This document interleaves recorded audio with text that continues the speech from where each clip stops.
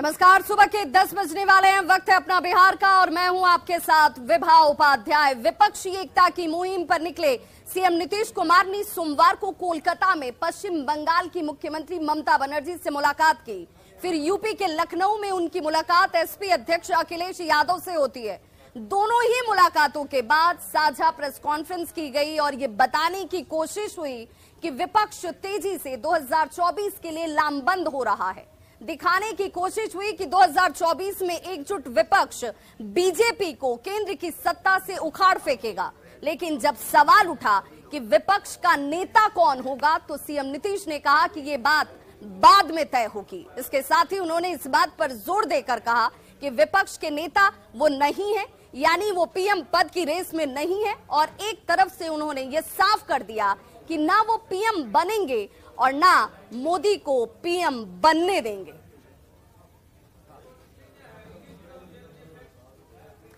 तो सीएम नीतीश कुमार के बयान पर जमकर अब सियासत हो रही है। बीजेपी सीएम के बयान पर निशाना साध रही है।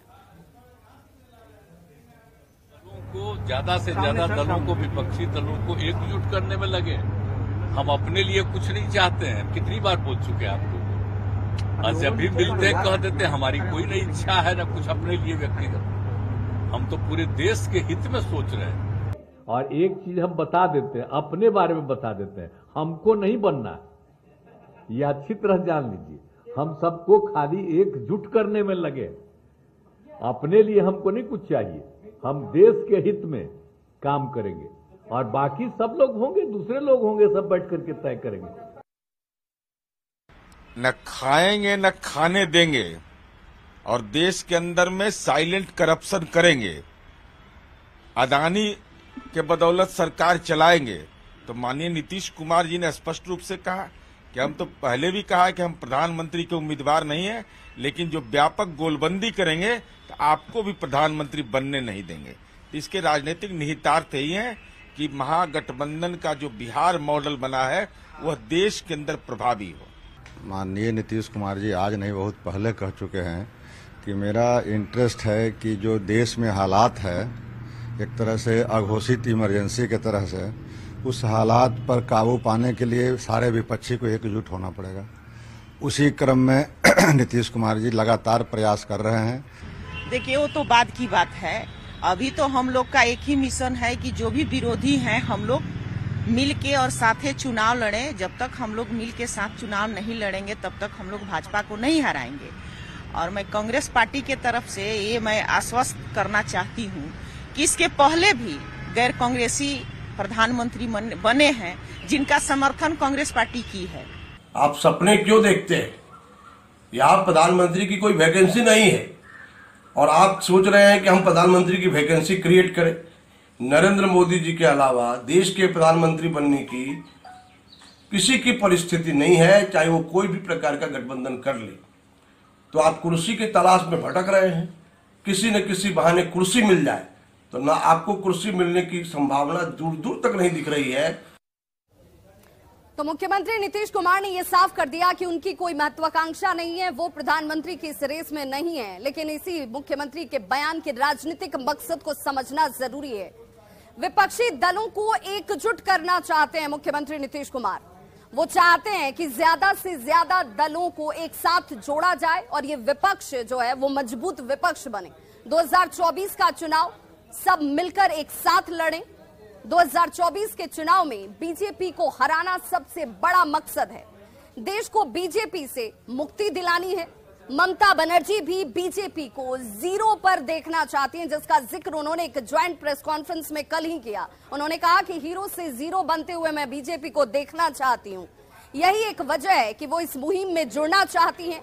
नीतीश कुमार ये कहते हैं कि देश को बढ़ाने के लिए, देश को बचाने के लिए बीजेपी को जाना जरूरी है। देश हित के लिए बीजेपी का हारना जरूरी है। नीतीश कुमार का आरोप है कि केंद्र सरकार देश के इतिहास को बदलना चाहती है। केंद्र सरकार कुछ काम नहीं कर रही, सिर्फ और सिर्फ अगर कुछ है तो वो है प्रचार। नीतीश कुमार का यहां तक कहना है कि लोगों को बीजेपी की हकीकत जाननी चाहिए। सीएम नीतीश कुमार ने साफ शब्दों में ये कह दिया कि वो पीएम पद की इस रेस में नहीं है। पीएम का फैसला चुनाव के बाद होगा वो सिर्फ और सिर्फ अगर इस वक्त कुछ कर रहे हैं तो वो विपक्ष को जोड़ रहे हैं, लामबंद कर रहे हैं और एक मजबूत विपक्ष 2024 में सामने रखना चाहते हैं। तो सीएम नीतीश कुमार विपक्षी दलों को एकजुट करना चाहते हैं, लेकिन ये इतना आसान भी नहीं है और ये बात नीतीश कुमार भी बखूबी जानते हैं, क्योंकि नीतीश कुमार के सामने चुनौतियां जो हैं वो पहाड़ की तरह खड़ी हैं। विपक्षी दलों में ज्यादातर क्षेत्रीय क्षत्रप ही हैं। ऐसे नेताओं की राजनीतिक महत्वाकांक्षाएं बहुत हैं। क्षेत्रीय दल क्षेत्रीय ग्राउंड छोड़ना नहीं चाहते, छोड़ नहीं सकते, ये उनकी अपनी खुद भी बाध्यता है। अपने क्षेत्र के बाहर उनका कोई जनाधार नहीं है। विपक्षी दलों में काफी अंतर विरोध जो है वो सामने नजर आता है। कांग्रेस को राहुल के सिवा किसी और की मंजूरी नहीं है, उस पर सहमति नहीं है। केसीआर की अगर बात कर लें तो केसीआर कांग्रेस को कबूल नहीं कर सकते। कांग्रेस को तृणमूल, बीआरएस, आप का साथ मिल नहीं सकता है। नवीन पटनायक भी कांग्रेस के साथ नहीं जा सकते हैं। ये वो तमाम मुश्किलें हैं जिन मुश्किलों को पार पाना इस वक्त दूर की कौड़ी नजर आती है। केसीआर पश्चिम बंगाल में चुनाव नहीं जितवा सकते। ममता बनर्जी तेलंगाना में कोई जनाधार नहीं रखती हैं। एसपी के अखिलेश यादव का यूपी के बाहर कोई जनाधार है नहीं।